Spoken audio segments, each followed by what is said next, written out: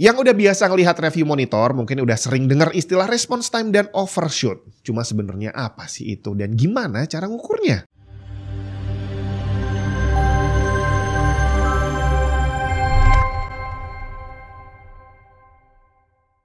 Halo, saya Jun. Salah satu hal yang dijual sama pabrikan monitor, terutama monitor gaming, itu adalah response time yang biasanya ditulis 1 millisecond, 5 millisecond, bahkan ada yang berani nulis 0,5 millisecond, bre. Tapi tahukah kamu bahwa kalau monitornya bukan OLED, berapapun angka yang ditulis sama pabrikan, biasanya nggak bener loh. Response time secara umum ada dua jenis. Yang pertama adalah MPRT, yang kedua adalah GTG, Gray to Gray, nama channel ini. Dan inilah yang akan kita bahas hari ini, yang GTG dulu aja. Karena Gray to Gray ini adalah yang paling mendekati response time yang sebenarnya. Jadi kalau tadi saya bilang bahwa angka response time itu banyak yang nggak benar, itu artinya angka GTG-nya aja banyak yang misleading. Sedangkan yang MPRT itu lebih misleading lagi, bre. Gray to Gray dinamakan begitu karena pada dasarnya LED monitor hanya bisa menampilkan warna hitam, putih, dan diantaranya abu-abu. Warna-warni yang kita lihat itu adalah hasil dari filter. Backlight atau lampu yang terpasang di dalam monitor itu adalah LED yang warnanya putih. Pada sistem warna 8 bit, setiap warna ini diwakili RGB value yang dinyatakan dengan angka 0 sampai 255. Di mana warna hitam itu adalah 0, terus semakin naik angkanya, semakin jadi abu-abu, semakin putih, dan sampai putih sempurna diwakili RGB value 255. Ini namanya shades of gray. Nah, perubahan warna dari hitam terus abu-abu sampai jadi putih di monitor itu bisa terjadi karena ada perubahan intensitas cahaya di monitornya. Semakin tinggi intensitas cahayanya berarti semakin tinggi RGB value-nya dan semakin putih warnanya. Hanya saja korelasi antara penambahan intensitas cahaya dengan bertambah putihnya warna itu tidak berbanding lurus. Artinya kalau dibikin kurva, kurvanya bukan lurus, bre, tapi agak melengkung. Dimana kalau dalam kondisi gelap, itu seandainya kita tambah intensitas cahayanya 10, itu bukan berarti warnanya bertambah 10 lebih terang. Enggak, mungkin nambahnya cuma 5. Tapi begitu mendekati putih, kalau kita tambah 10 intensitasnya, mungkin warnanya bertambahnya sampai 15. Dan kalau dibikin kurva, hasilnya melengkung kayak gini, dan ini disebut dengan kurva gamma. Gamma yang umum digunakan adalah gamma 2,2, tapi ada juga yang pakai 1,8, bahkan sampai 2,6 juga ada. Beda jenis pekerjaan butuh setting gamma yang berbeda. Intinya, monitor hanya bisa menampilkan warna hitam, abu-abu, dan putih. Ini semua shades of gray-nya dari 0 sampai 255, dia hanya bisa menampilkan warna itu. Dan response time adalah seberapa cepat pikselnya berubah dari satu warna abu-abu ke warna yang lain. Misalkan dari hitam 0 ke putih 255, atau dari hitam 0 ke abu-abu 51 dan seterusnya. Dan pengujian response time adalah mengukur ini tadi, seberapa cepat pikselnya bisa berubah warna, dan bukan hanya perubahan kedua warna tapi ke banyak warna, dan dilakukan pengukuran berkali-kali sampai dihasilkan tabel seperti ini. Di mana tabel ini didapat dari grafik pengukuran yang tampilannya seperti ini. Tinggal masalahnya kalau kita bicara tentang response time sebuah monitor,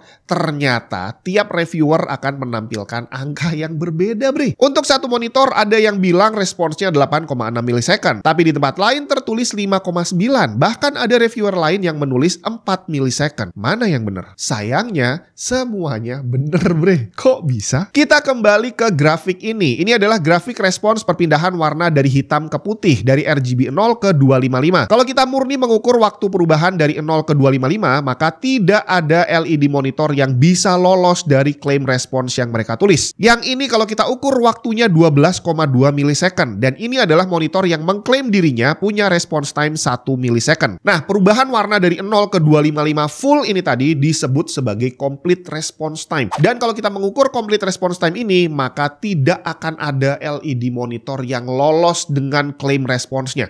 Mau kamu beli monitor LED yang harganya mungkin 20 juta sekalipun, responsnya kemungkinan besar akan tetap lebih dari 10 millisecond. Pada prakteknya, kalau kita ngelihat warna itu nggak perlu dari 100% dari 0 ke 255. Mau meleset sedikit boleh, bre, karena kalau melesetnya belum terlalu jauh, kita masih susah membedakan antara hitam yang 0 sama hitam yang 10 mungkin, atau putih yang 255 sama putih yang 245. Jadi akhirnya pengukuran tidak dilakukan full dari 0 ke 255, 255 tapi ada toleransinya. VESA punya standar toleransi bahwa kurva respons gray to gray pada monitor adalah 10% atas dan bawah. Jadi nggak perlu ke hitam sempurna atau ke putih sempurna. Ada toleransi 10%. Tapi di sini muncul masalah baru. Sumbu Y di grafik ini adalah intensitas cahaya. Jadi saat dibilang toleransi 10% itu berdasarkan intensitas cahayanya. Jadi kita bukan lagi mengukur dari ujung bawah ke atas tapi diambil 10% atas dan bawah berdasarkan intensitas cahayanya. Hasilnya yang diukur adalah bagian garis ini dan tercatat waktunya jadi jauh lebih pendek. 4,1 milisecond dari sebelumnya 12,2. Tapi ini masih jauh dari sempurna. Kalau kita lihat titik yang diukur, dia kurang lebih ada di intensitas cahaya 7000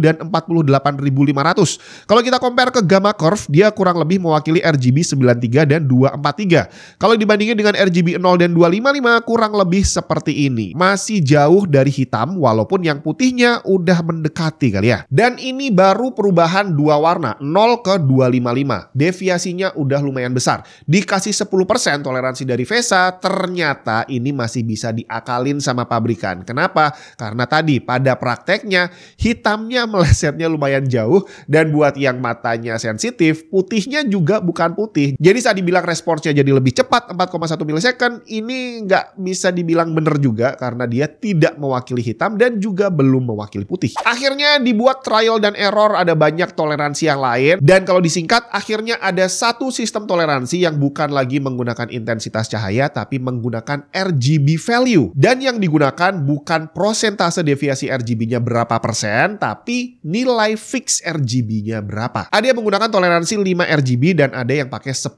RGB. Kalau divisualisasikan kurang lebih kayak gini. Gimana? Jauh nggak bedanya sama toleransi sebelumnya yang menggunakan 10% intensitas cahaya. Dan ini kalau diukur dengan toleransi 5 RGB, responsnya jadi 6,6 milisecond. Sedangkan kalau pakai 10 RGB terukur 5,1 milisecond aja. Artinya di sini kalau ada reviewer yang nulis responsnya 12,2, 4,1, 5,1, 6,6, semuanya bener bre. Tergantung toleransi mana yang mereka gunakan. Tapi ada hal yang lebih gila lagi, bahwa ada kecurangan lain yang dilakukan sama pabrikan monitor bre. Seperti ini contohnya, mereka mengklaim responsnya 1 milisecond dan bener memang ada yang bisa mencapai 1 milisecond sekian, tapi itu hanya untuk satu perubahan warna. Sisanya bahkan ada yang lebih dari 10 milisecond. Jadi akhirnya angka 1 milisecondnya bener, tapi aktual visualnya tetap jelek bre. Nah dari semua sistem toleransi yang ada, yang saya gunakan di channel ini adalah toleransi 10 RGB. Oke, terus itu tadi response time. Angkanya sudah terukur, tapi apa dampaknya? Kalau responsnya cepat kayak gimana? Kalau responsnya lambat kayak gimana? Monitor yang punya response time lambat, artinya perubahan warnanya itu lambat. Jadi akhirnya kalau ada gambar bergerak,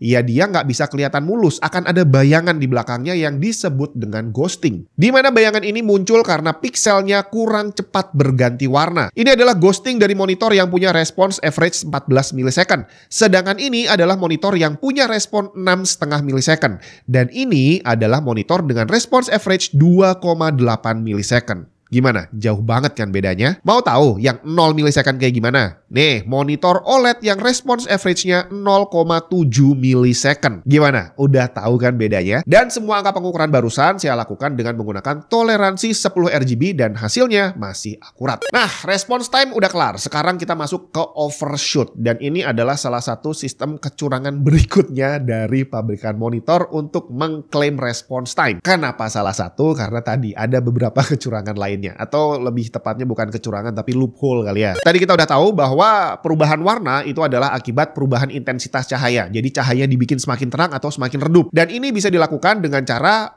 mengatur voltase, tegangan yang disuplai ke backlight LED-nya. Semakin besar voltasenya semakin terang gitu ya. Nah berarti kalau kita pengen perubahan warnanya semakin cepat, kita pengen tadi intensitas cahayanya bertambah dengan semakin cepat. Berarti penambahan voltasenya dibikin semakin cepat juga. Nah merubah rate input voltase ini tadi disebut dengan overdrive. Untuk monitor yang buatan baru itu biasanya walaupun bukan gaming udah ada setting overdrive-nya. Ada yang pakai nama aslinya overdrive, ada yang pakai nama response time, ada yang pakai nama OD, trace free dan sejenisnya. Di mana fungsinya sama, memperpendek response time. Setting overdrive ini ada levelnya yang juga dinamai berbeda. Ada yang pakai nama level 0, 1, 2, 3, normal, fast, faster dan sejenisnya. Yang intinya semakin tinggi settingnya berarti input tegangannya semakin semakin dipercepat untuk mempersingkat response time-nya. Sayangnya, mempercepat rate input voltage-nya ini nggak selalu bagus. Iya, bisa lebih cepat, tapi dampak negatifnya juga ada. Kalau dianalogikan, ini seperti kamu disuruh ngisi gelas takar dengan air putih sampai tepat 150 ml. Ada dua cara yang bisa kamu lakukan. Yang pertama, diisi pelan-pelan sampai akhirnya pas 150 ml. Atau pakai cara kedua, diisi cepat-cepat banyak-banyak langsung dan biasanya sih akan kelebihan. Baru nanti kelebihannya dibuang, dipasin sampai jadi 150 ml. Dimana sayangnya kalau kita pakai cara yang kedua, memang benar akan lebih cepat bisa mencapai 150, tapi akan ada yang kebablasan dan akan butuh waktu yang lebih lama lagi untuk menormalisasinya. Butuh waktu untuk membuangnya. Dan inilah yang terjadi pada monitor. Hasilnya kurang lebih kayak gini. Transisi yang seharusnya mulus di akhir, akhirnya jadi ketinggian, over bright, kelewat terang dan harus diturunkan ke level normal. Tapi karena ada toleransi di mana yang diukur adalah saat pertama kali warna menyentuh target, maka di sini terukur responsnya jadi lebih cepat, 3,3 milisecond aja. Padahal aktualnya setelah itu kebablasan jauh dan harus dinormalisasi. Gambarnya nanti baru akan terlihat normal saat warnanya udah balik ke garis normalnya. Artinya pengukuran yang benar dalam kondisi ini adalah mengukur full durasi perubahan warna dari awal sampai akhir dia tidak berubah lagi. Yang berarti dalam grafik ini adalah 13 milisecond. Nah, titik yang kebablasan ini tadi, yang overbright ini disebut dengan nama overshoot. Dampaknya kurang lebih seperti ini. Ini adalah salah satu monitor yang punya 50% kondisi overshoot lebih dari 10